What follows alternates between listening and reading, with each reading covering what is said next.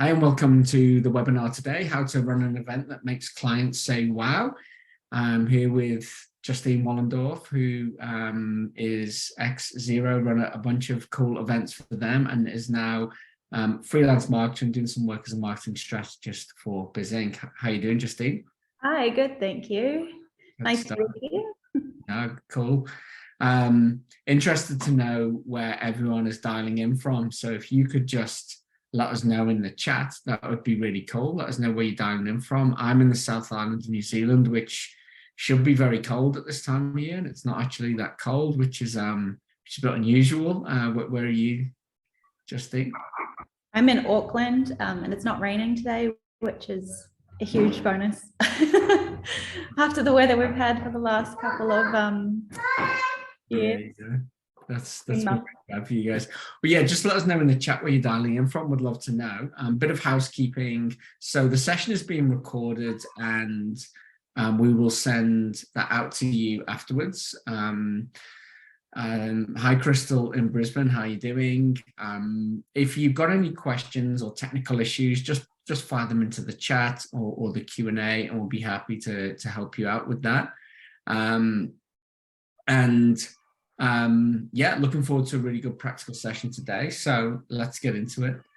I know Justina's got a sick child yelling for me. 1 second. Yeah. She's got a sick daughter, so we'll just have to bear with her a second. I'll do the introductions and then we can get into that.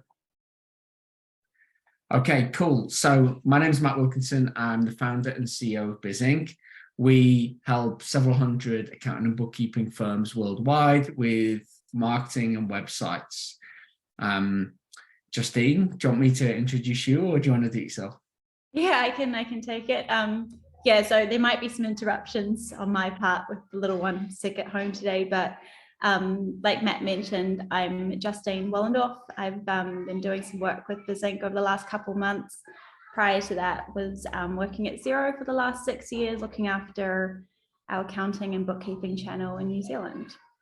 Nice. And I've just noticed that when I invited you, I've typed Justin, not Justine, and so there should be that's my typo, not you spelling your name wrong. So I apologize for that. All right, cool. So let's get into it. Skip on to the next slide. So before we get into how to run an awesome event, I just wanted to pause and have a look at why run events in the first place. We had obviously a little pandemic over the last few years, and that pushed a lot of what might have been done in person into webinars like this, and pushed a lot of people to remote working. Both of us are doing that right now. So I heard some people saying events are dead, conferences are dead, that kind of thing. I think not, but why do you think events are still relevant in 2023, Justine? I think probably more so than ever, people are craving that face-to-face connection, and just the experience that you can get interacting with people face-to-face rather than just virtually. So if the last 3 years have taught us anything, it's that we are humans that want to engage and interact with one another. And being able to create a sense of community where you can come together and learn from one another and connect with others is super important. Yeah, so I think more than ever, events are, people are craving that physical interaction. And we've almost been inundated with virtual events over the last couple of years. So if you can offer somebody a physical event where they're able to come and connect with you in person, it just is so much more valuable. Yeah, I agree. And, obviously I think webinars are valuable, otherwise I wouldn't be sitting here. But I think with, our client base at Biz Inc. is global, whereas for most bookkeepers and accountants, it's very much local. And I know there are some notable exceptions to that, but in the main, it is a local business, and it's a relationships business that you all are running. And so I think that, what can be better to grow a business like that than an in-person event? So I think there are, you know, we sometimes talk about like evergreen marketing tactics or tried and tested, or, you know, even old fashioned. And I think things become old fashioned because they work, right? Like you keep doing them because they work. And so, I agree with you. I think people are craving that personal, physical connection, which for all the great things about Zoom and webinars and that, you cannot replicate that online. So I think it's really powerful. Absolutely. Definitely a place for both, but yeah. Yeah, exactly. All right, cool. So just a brief kind of look at this is called Leads to Loyalty, which is a framework that we've developed at BizInc and working with over 2,000 firms over the last decade. And it basically covers the stages of marketing and marketing an accounting or bookkeeping firm. And nobody's doing all of these things at the same time. No one's getting it all right. But you know, it's important to be thinking about these different stages of, you know, obviously you need a plan, attracting people to your firm, engaging those leads, converting them, and then retaining them. And I think that events particularly work well across all of these parts. I mean, obviously not plan necessarily, but you can use events to attract people to your firm. You can use events to engage some of those people you're already talking to, but you know that you need them to take that next step and become clients. And obviously in terms of retention, running events for clients, it's a really good added value that some firms are doing really well.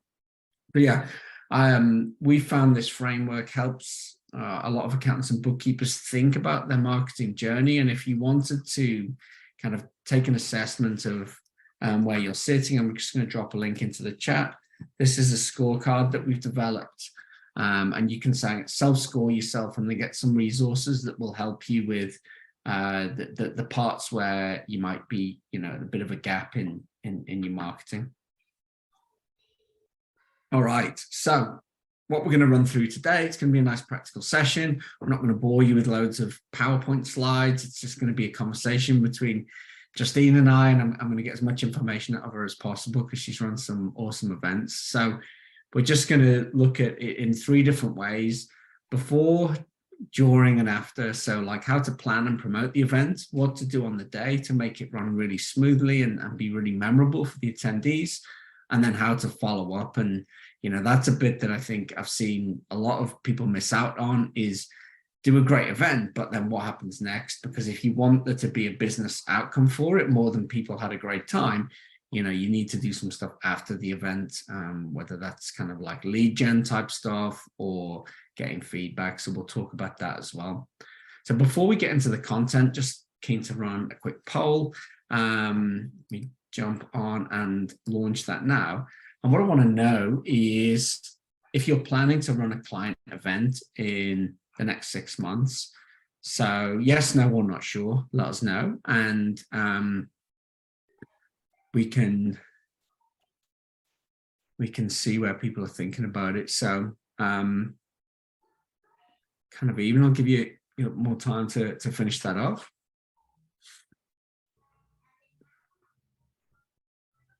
All right, cool. Let's end that and then share it. So there's only one person who's not going to run an event. Few people saying definitely yes, and not sure. So hopefully we can turn some of those not sures into yeses by the end of this. So let's get into that content and have a look at how to run a really awesome event. So we're going to start, like I said, in terms of the planning and promotion part. So first question for you, Justine, is just generally, what are things that an accountant or bookkeeper should consider when planning a client event? Well, first and foremost, I guess who the event's for. That's going to determine where you're going to host the event, what time you're going to host it, what you're wanting to get out of it, whether, you know, you're looking to attract new clients or connect with your existing clients. So being able to determine the purpose of the event is really, really important. Having that purpose so that you know why you're hosting the event alongside with a budget is also really important, because obviously Depending on your budget will depend on the experience that you can provide for your attendees. Mm-hmm. Do you think in terms of budget that, you know, there has to be a minimum level of spend, or can you do things on a shoestring as well? You can absolutely do things on a shoestring. It depends on the type of experience you want to provide, what facilities you've got available to you. So for example, if you need to hire a venue, or if you've got space where you can host people in your office, obviously that cost will change depending on what you've got access to. Mm-hmm. So yeah, you can go as top end as you like, or stick to a shoestring budget. As long as you know what you're working with, then it just helps you plan the event accordingly to what budget you've got available. Mm-hmm. One of my best anecdotes about events, and I use this one all the time, is that a friend of mine had an accounting firm in the small town that I live in. You might have been involved in this, Justine, when you worked at Xero, and they won a Xero Marketing Innovation Award. So I chatted to my friend, and yeah, like, he's a lot of things, but I wouldn't call him a marketing innovator. And I said, what was the innovation that you did? And they were like, oh, it wasn't that innovative. We did these events for tradies. So, but yeah, I think it was mainly builders, like electricians, plumbers, that kind of thing. And well, what about the events? And what they did was they just invited tradies to their boardroom, no fancy venue or anything like that.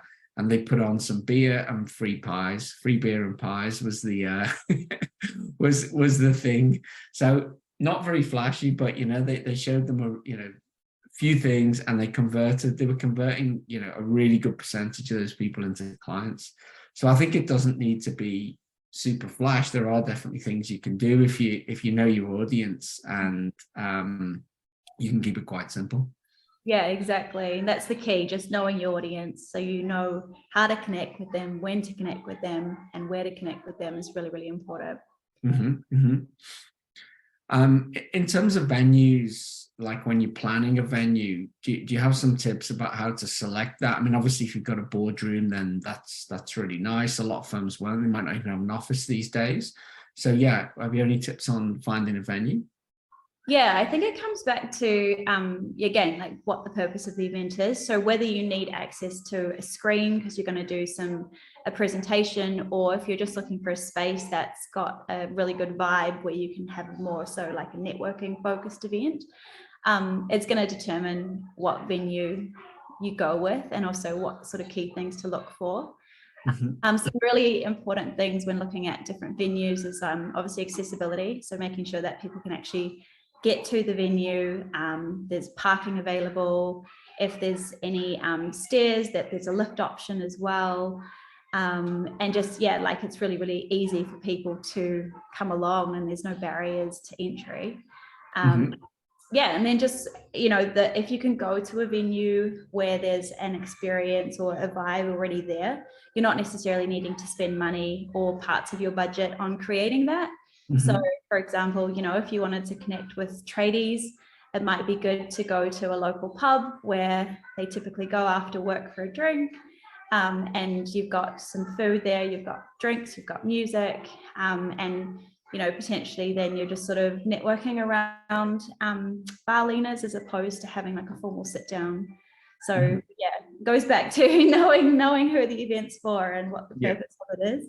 But yeah, there's so many incredible venues that we've got available in New Zealand and you know, Australia and globally, and there's lots of places that are wanting people to host events at their venues, and so they don't always come with a venue like fee or cost, which is really good as well. So like explore options where you can do minimum spends, or you know, you can hire a community hall or something like that, or utilize your own office if you've got enough space for hosting an event. Mm-hmm. One of the things that's tripped me up before in events has been like things like AV, and I think that going there at least, you know, very early on the day, or preferably before, to see what those options are like will prevent horrific stress on the day. Definitely familiarize yourself with the venue so you know what you're working with. Yeah, yeah. And I think even that's a tip I'd give if you're speaking at somebody else's event. I was speaking at Xerocon in San Diego, so I'd flown over there, and I was one of the first speakers on the first day, and they didn't have an adapter for a MacBook. They were like, haven't you got a PC one, and eventually we got it sorted with a few minutes to go before the thing. But I guess my point is, no matter if it's the fault of the venue, the people who turn up are still going to blame you. So you've got to make sure you're sorted with that stuff. So it's well worth, isn't it? Hey, like going before, seeing what the venue's like, walking around and being familiar with it rather than like turning up an hour before and finding that stuff is a problem, because there always will be a problem. Yeah, exactly. There's so many moving parts to an event. So being able to do a bit of a run through when you're not having people, showing up to register or wanting to talk to you is, crucial to the success of the event as well. Yeah. If anyone's got any questions, by the way, just fire those into the chat. I'm happy to ask Justine either now or we'll stick around for a Q&A at the end. But my next question for you was promoting the event to get a good turnout. So I guess there's like, the promotional channels are going to vary based on who you're going to, who you're trying to invite. But are there any constants through all of that? And what do you need to do to really make sure a good turnout? Because maybe a quick question before that, what's the typical drop-off rate between how many people you get registered to how many people you get actually on the day? Yeah, well, typically for free events, you find that the drop-off is quite high. So even if it's a physical event, people would register, a couple of weeks beforehand. Things come up, people get busy.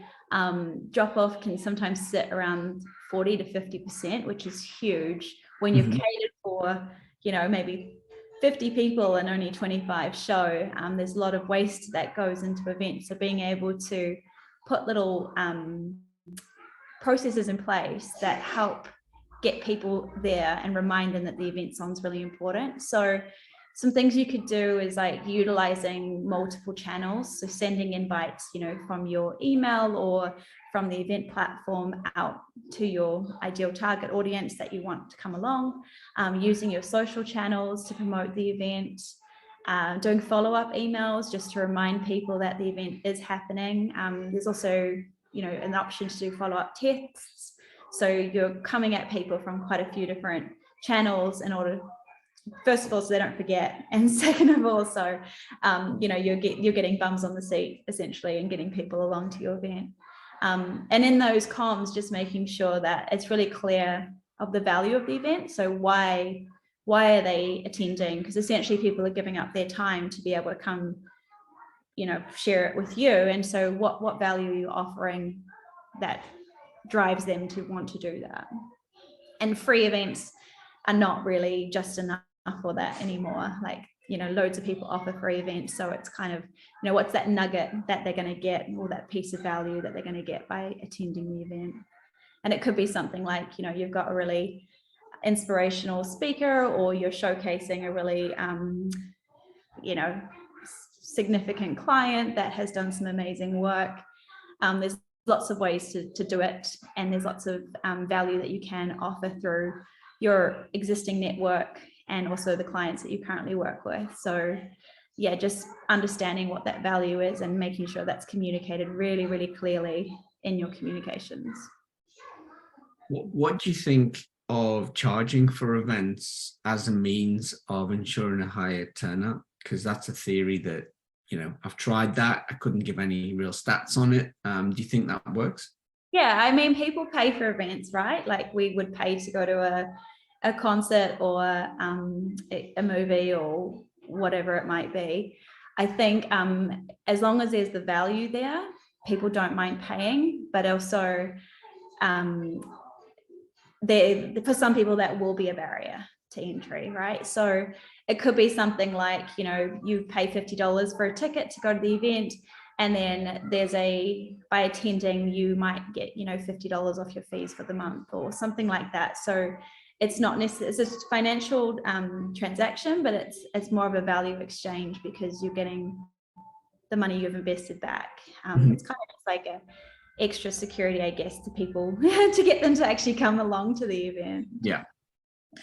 What do you think of the idea of calling people very close to the event and just asking them if they'll come? Because that's something I've found to work really well, is that when people have made, I mean, a financial thing, if $20, $50, don't want to lose it, but you know, it's quite easy to write off. Versus if I've made a personal pledge to somebody on the phone, I feel bad about that. I personally would find that harder to not turn up than just like letting some money go, you know? But what do you think? Absolutely. I think, it just comes down to capacity. So if you can build that into your event plan, you know, you set maybe aside an hour or so the day before the event to just know that you're going to call some high value clients or some, you know, people that you really, really want there, because you can segment your audience as well, you know, to make sure the right people are in the room, ones that you know are going to help, you know, achieve the goal that you're set out to achieve by hosting the event. Yeah. Cool. Okay. This is just a sort of, I guess, like a little technical question. If you were catering for an event, say 100 people register and we're saying maybe 50% drop off, would you cater for 50 if you've registered for 100, or do you go a bit more just to be safe? Yeah, a bit more. People are, by attending events, people like, you know, a lot of the complaints that happen after events is around food and drink, interestingly enough. So people expect that there's going to be, if you've said there's going to be catering, people expect there to be enough catering. They expect the quality of the catering to be good. And so if there was 100 people registered working to a 50% drop-off rate, probably look to have 80% catering for 80. And then, if there's leftovers, sometimes venues give leftovers to charities. Other times it just gets written off, and there's not a lot you can do about it, but definitely better to over cater than under cater. Yeah. I've personally been on the other end of that, where you go to something and it's around mealtime, you know, especially in the evening, and the food doesn't come out or there's not enough. And especially if they've served alcohol as well, that's not a good situation to be in. No, not at all. Not at all. So it definitely, like, catering is that one thing you just don't want to get wrong. Catering and AV, it just seems to be people's gripes when they the feedback will come. You can host like the most amazing 5-star event and, you know, everyone has a fantastic experience, and you'll still get those comments coming through where it's like focused on the catering, and you're just like, so it's a really important part of the experience. Hierarchy of needs and all of that. You got to eat, right? Sure. All right, cool. Well, let's move on to like what happens on the day, because I guess we're sort of moving into some of that stuff. So like, you know, you're on the day, you're running an event as you have done. What are some of the steps you want to kind of tick off to know it's going to run okay? Yeah, a good one would be having a checklist first and foremost, just so you know exactly what you need to run through on the day. You know, the timings of what's happening. You know, you're often juggling a few different vendors or different people or speakers, and so, you know, having their contact details on hand, being able to know who's meant to be where, when, all that's really, really important. So having a run sheet or a checklist that you can work off, getting to the venue early, testing the AV, making sure that, you know, slides are working, the microphone's working, the speakers sound good, the seating set up how you would like it to be set up, you've checked in with the caterers, and then, you know, what you're sort of there to do is run through the event from start to finish to make sure it's a really seamless experience from when people arrive to when they leave.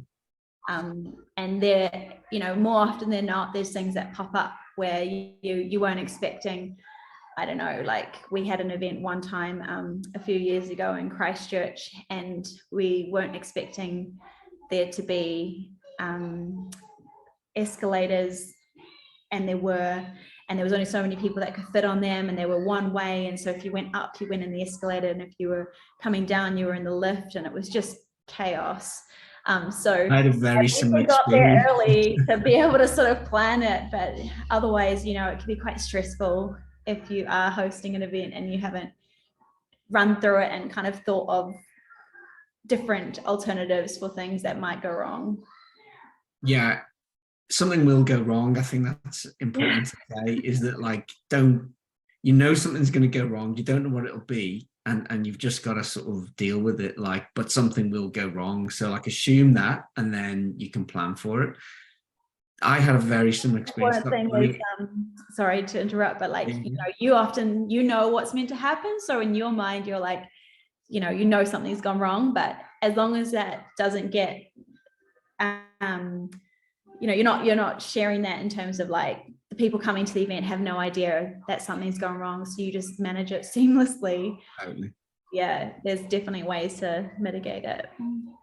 Yeah, I mean, I had a very similar experience to you. We were running an event in Brisbane, and basically there was like, we got there on the day, and there was all these kind of like, not roadworks, like fixing the building, and so it was really hard to know. So I think, you know, then you have to go to, you know, it's just a curveball. So okay, have somebody else there could be a good tip as well, if you can get somebody else to help you. So we had somebody down on the street directing people up, and that's where it's good to have things like name badges with your brand on, so people can go, oh yeah, I recognize them, or, you know, branded t-shirts or something. So we managed to deal with it, but people were struggling to find the building because the number on the building was obscured by scaffolding and all that kind of thing. So something like that always happens, right? But like, yeah, I think you've got to, I did some work for an events management company, and the person who ran that company, when you saw her at an event, she was the most calm person you've ever seen. And then I went with her backstage behind the curtain, and she turned into like an absolute dictator to make, you know, so to make it all smooth one side of the curtain, it was like, do this, do this, do this, you know, so you've got to have that plan, and to make it all chilled, you've almost got to be like the opposite on the other side. Yeah, for sure. And that's a good point as well, actually, is like, you know, if you are working with the team at your event, you know, having a briefing before it all kicks off as well, so everyone's on the same page, they know the expectations, they know what's happening when, so that you're not running around like a headless chicken trying to organize not only your team but also your delegates as well. Yeah. I guess another part in that I've found works well, and, you know, I mean, it's kind of obvious, but is build a really good relationship with the team. That, say you're hosting it at a venue, build a really good relationship with the people there. Like they sometimes have an event manager or the AV people, because if you've got that, they're going to go that extra mile for you on the day. So like building that relationship, because they don't care as much as you do generally, as much, you know, how this event's going to go. And yeah, you know, you need them to do some stuff. It's good to have them on your side versus kind of, you know, you're not treating them too good or whatever before the event. Yeah, exactly. So you've got the event running smoothly, you've got the people in the room. What advice would you give in terms of networking and talking to people to make sure, you know, that you've had that in-person experience with the people there? Yeah, you know, depending on how many people you've got at the event, making sure you've got enough team members to be able to work the room and chat to people, making sure that, you know, there is time in the agenda for people to network. So whether, you know, when you arrive, there's tea and coffee served, or depending on, you know, it might be an evening event, some arrival drinks, and then there's an opportunity then to sort of warm up the crowd and make your way around the room. And then again, at the end of the event, making sure there's some dedicated time there for networking too. Some key tips for doing that is just making the space really comfortable, so people aren't crammed in feeling like they need to leave, or you know, conscious as well of how long the event runs for. So if you've got hosting events, say at 5:30, 6 o'clock at night, people want to get home to have dinner and see their families and see their kids before they go to bed. So, you know, having a 3-hour event at that time might not be the most ideal environment in order for you to get that networking opportunity. But, you know, some things that you could also potentially do is, like, in the past at Xero, we've done an Ask Me Anything desk, where there's like a dedicated space where people can actually go to talk to somebody about questions that they've got. Because, you know, there are people who aren't very comfortable just approaching others. And so having a space where they could almost go as like a desk to just chat to people is really, really important as well. That's a really good point, whether you can do the desk or not. Like, I've been to events, I'm sure you've been to some as well. Like, you go to conferences and people host events, or sometimes they co-host events, and you go and you have some nice wine, some nice food, and you're like, what's the point of this event? Like, I don't know what these companies do, and they've missed the opportunity to do that, you know. And I've been talking to other people saying, like, what is this for? You know, you've gone along because it's, you know, you've seen it in the calendar or whatever. And I think that's a big missed opportunity for some events, is that like having a really clear, like, what's the next step if you want to, you know, if you're running an event, particularly for like prospects, or you run an event for clients, you want them to like maybe upsell something or cross-sell something to them, you've got to make that quite clear without being pushy, like you say. So I like that idea of having something over there, or maybe it's even just like a banner or something that it's like, this is, if you want to do something beyond drink wine and eat canapes, like, this is what you do. Yeah, exactly. And yeah, you, like you said before, with the, you know, name badges, people know who they're talking to. Really important. Or just t-shirts that are branded, so they know which of the attendees are staff, and they might be able to have conversations with them. You can also, you know, go as far as to getting like a lead capture tool where people have little codes on their lanyards where you can scan and collect their details to have those follow-up conversations afterwards as well. So there's lots of ways that you can network at the event and then after the event as well, which, you know, I know we'll talk about shortly, but that after piece is really, you know, probably the most important in terms of the event, so that you're, you know, not necessarily just hosting the event and then going, cool, we did it, moving on. Yeah. Yeah, I guess like one networking thing that I have found I've really valued, because it's weird, I'm a super confident person, but I feel really introverted when I go to events, and like I force myself to talk to people, but sometimes, you know, I find that quite hard. And I think a lot of people are like the same as that. I've really valued it where somebody who I know is at the event goes, hey, Matt, you should speak to them. They do this. Matt, you should speak to them. They do that. And brought a few people together. So I think you can stimulate some of that stuff, and people love that. Yeah, definitely. Like, yeah, getting people to feel comfortable is, you know, part of your job, hosting the event as well. So you see someone that's just standing in the corner and not talking, you know, how do you bring them into a conversation and make them feel that they've come to the event and it makes sense for them to be there, and then also that they're really valued attendees. Yeah, what's this? Can't remember the exact phrase, but people remember how you made them feel more than what you know, did for them or whatever. How you make them feel super important. Yeah, like the call to action piece, that event I talked about with the tradies and the beer and the pies, their call to action was just like, you know, would you like to find out more from us, you know, on a piece of paper kind of thing. A few years ago, you might not need to do that. You've got things like QR codes, like you said. But yeah, just something very simple and, you know, non-pushy like that, I think is, you know, it's not just, you're not just doing it for yourself. It's actually valuable for the people there, because like I said, I've been to events where I would have liked to have talked to who was putting it on, but there just didn't seem a good vehicle for that to do it, you know. So it almost felt like they were pushing me away a little bit. And if they made that easier, they might have had a new client. Yeah, exactly. Just, yeah, being able to say, you know, like, what next? Like, you know, just answer that question as an event host. You know, what next, and what do we actually want people to do at the event or after the event, and how do we make that as easy as possible for them? So I guess we're moving on to the next bit. But you know, to be able to measure the success of an event, would you do that in the follow-up, or would you try and gather some feedback on the night that was more than just like asking people how they'd enjoyed it? You could, there's so many ways that you could collect feedback on the day, that's not time consuming or, you know, requires too much from people. I know you see them sort of at airports where there's like, you know, laptop screens and you get to select from smiley through to sad and crying, and, you know, just a quick sense check, I guess, on how people experience the event. There's things like that that you can do. There's also polls that you can run during your presentation. So anonymous polls where you could, you know, collect the information from people, whether you want to display that on the screen or not, up to you.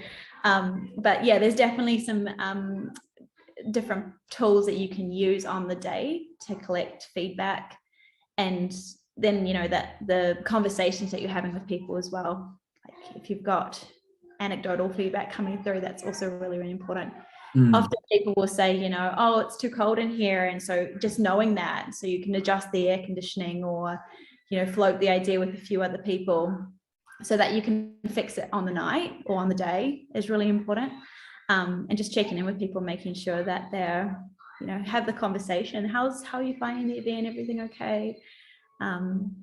Yeah, but there's definitely technology and tools to help get more quantitative results on the day, but typically you don't want to detract from the event. So, you know, get those quick touch points, figure out how you know, things are tracking, but I wouldn't get people to fill out like a full-blown survey. Yeah. Until afterwards you want them to, because you want to, we'll move on to that, you know, now. what worked, what didn't, what you could do better. I hate those smiley face things at the airport. Because outside a toilet, aren't they? You think that must have the most germs in the world on it. I've never touched one of those. But anyway. Typically only engage with them if you feel really passionate about one thing or the next. Yeah. Well, you know. Elbow maybe. Yeah, cool. So what, you know, events finished, how quickly would you follow up with people, and what would you do typically? If you could set up some automation that goes out, like an email that automatically goes out to all attendees within 24 hours, that's ideal. You know, people are thinking about the event still, they're not like moving on to the next thing straight away. So being able to thank them for coming, you know, giving up their time to be there. And then in that, you know, there's usually an opportunity for you to have another call to action, whether that's a, hey, look, if you're keen to chat more about this is who you need to speak to, or book a call here and we can, you know, set up some time. And then having a option for people to feedback is really important as well. So I would typically send that within like 24 hours. Yeah. Just so it's front of mind, and you're going to get the most rich response by doing it. Yeah, quickly. So even if it's not automated, definitely pre-write what you're going to do there. Like, you know, and we do that with our webinars. Like, everyone who's listening is going to get an email after this with the recording and you know, all of that kind of thing. And, you know, it's fairly templated the way we do that. We just need to change up things. I think making that as the least friction you can is really important, because you're going to be tired the next day after the event or whatever. So if you've just got that teed up in your email marketing software and you just need to hit send or automate it, then yeah, I think that's super powerful. And especially if you can personalize it a little bit, well, not necessarily personalize it, but putting in a video or a picture of the event or something like that, you know, it's more than just a template email. I think people respond really well to that.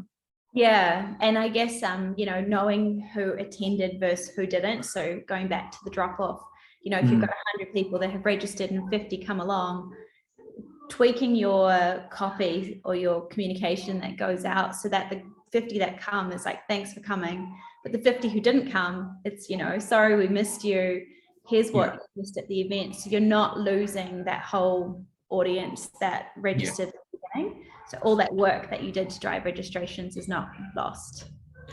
Yeah, I was thinking actually when you were talking that it's kind of very similar to in terms of content marketing, people always say you should only spend 20% of time on the content and 80% of the time on the promotion and amplification of the content. And usually people spend way too much time on the content and then don't get it out there. So I think, yeah, I've seen that with events. I've probably been guilty of that ourselves, where you put all the effort into doing this thing, you think the job's done. But if you want that to convert into dollars and cents, then it's the after bit that's going to do all the work for you. Yeah, for sure. Yeah, cool. I've seen this with Xero events in the past where there's video or photo galleries and things like that. So you can amplify it beyond the day itself, like you said, to people who missed it. Do you recommend doing that if possible?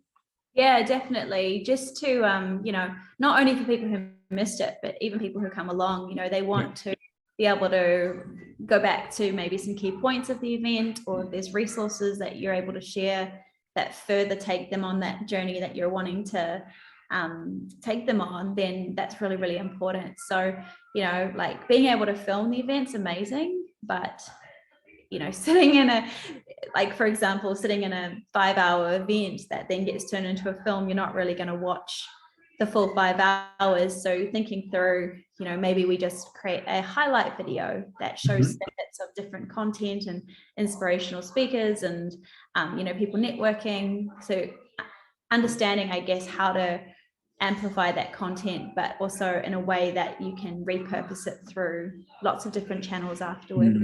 Because a lot of effort goes into planning an event, and a lot of effort goes into actually hosting the event. And so being able to get more value beyond the event is really, really important. So whether that's, a checklist that helps people with tips that you shared at the event, or, it could be, like you say, a video, or just some social tiles with the tips that you can share across your social channels. There's so many ways to keep amplifying the event beyond the actual event day. Yeah, totally. And like you could use a tool. I mean, everyone talks about ChatGPT now, so we can't do a webinar without saying ChatGPT probably. But if you went in there and said like, give me 10 tips on how to amplify, I've taken some photos in an event, give me 10 tips on what to do with this, it's probably quite good what will come back. I'm just thinking as you were talking, you could do them with social tiles. You could, even if you didn't have a video, you could use the individual photographs to make those into like a YouTube short with some text on them. You can make them into a video, even though they're still, if you know what I mean. There's exactly stuff you could do with all of that. Yeah, for sure. And especially I think like if you may not look to host a one-off event. So if you're looking to host, a quarterly event, or you're keen and thinking about your next event, how can you use content that you've created at your initial event to then promote future events as well? So, you'll often see, if you've ever, seen content around the Xero Awards, we use a lot of the content that we get at the event to then promote for nominations, and it feeds into the next year's event in order to create that hype and FOMO that people want to see and want to experience. Totally. I think you see how with good content creators, always it's about repurposing, and I think that, you've got Xero's marketing budget, you can get videographers and you can get, all kinds of things, If you can't get that, maybe you can get a photographer. Maybe you've got a client who's a photographer or something like that. If you can't get that, you got a pretty good, most people have got a pretty good camera and video camera in their pocket, right? Like no issues with iPhone type content. It's authentic. It's like, it's good enough. It's definitely good enough. It's probably better quality than what a photographer might have been able to do. Well, maybe not a photographer, but a videographer like 20 years ago, Yeah, so sure. We've all got access to it now. Yeah, totally. And just those like little kind of talking heads can be really good. I've seen that, like what did you get out of the event? People, speak for 10 seconds, 20 seconds. That makes really good social media kind of bite-sized content. Yeah, exactly. And just, creating content beyond the event for different channels. So you could then, send a series of newsletters that go out over the course of a couple of weeks. So you've got some social content, maybe there's a blog that you can push out as well. And it all just, it's not necessarily new thinking, it's just repurposing stuff that you've already created. Yeah. Originality is real overrated in marketing, and you have to say the same stuff over and over again. So I agree, it's just repurposing. Conscious of time, and I want to leave a little bit of time for questions if anyone has any. So you've done all of that. How would you assess whether something's been a success? And I guess obviously it depends on the goal at the start, but what would be some of the things you'd be looking at to measure how well an event went? Yeah, so definitely goes back to the goal at the start. Like, what are you wanting to achieve? If it's, you want to grow your clients, then, obviously the measure would be how many new client inquiries have you got? How many calls have you booked? How many of those leads have converted into paying clients? There may be, if it's an event for existing clients, getting 50% of your client base to attend. So therefore you're monitoring your attendance or, who shows up on the day. It goes, entirely depends on the goal that you have for the event, but lots of different ways to measure the success of an event, whether it's getting people through the door, downloading of resources afterwards, calls booked afterwards, how much actually return on investment you've got in terms of additional paying clients, but not only new clients. Events are a great way for you to engage with existing clients who may not know about all your services or everything that you can help them with from a value perspective. And so, bringing your network together and then promoting, what you're able to offer, and then increasing the value of your existing clients is also a really good way that events can help. I think it's important. Like the quantitative stuff is, is kind of obvious. It's like, you could look at attendances and conversion rates to sales, and that stuff's really important. But there's also that kind of either like qualitative stuff, which is just feedback and things like that, or fairly intangible stuff, but very hard to measure. Like, I'd imagine a firm that ran, quarterly events that were, really good, got really good feedback, would have higher retention rates. But I don't know how you would manage that and attribute it back to, the fact you did events. A lot of marketing, you just, it's gut feel a little bit. So I think that, there's numbers and ROI and all of that's super important, but, there's definitely a factor of, if you put on an awesome event and clients come along and love it, like that's just a good thing. Absolutely. Yeah. And just, taking your brand beyond just a online or like an on-screen relationship or like telephone, being able to connect and share the personality of the brand and the people that actually work in the business as well, so that you build those connections. And the more you're connected as humans, the more I guess that you want to, as long as the connection's healthy and happy, like people want to engage with it. So deepening existing relationships and showcasing value and different, I guess, thought leadership stuff as well. So building that confidence, that credibility amongst your existing clients, that they're like, this is why I choose to be with these guys. They know what they're talking about. They're specialists in this field, and that's what I'm in, and it works for me. So I guess it could also be used as like a validation proof point opportunity as well. Totally. Well, thanks heaps for sharing all those insights, Justine. Before we get into the Q&A, if people are interested in help running an event, that's something that we can now help with at BizInc, and that's something that Justine can help with and lend all that experience. And we've got different kind of service offerings there, from what we might call like an event in a box, where we can just be like, we know what works, and we've got, even can give you the slide deck, the promotional stuff, the follow-up stuff, and it's quite packaged, through to something very custom where we would be very hands-on and help you with all of that.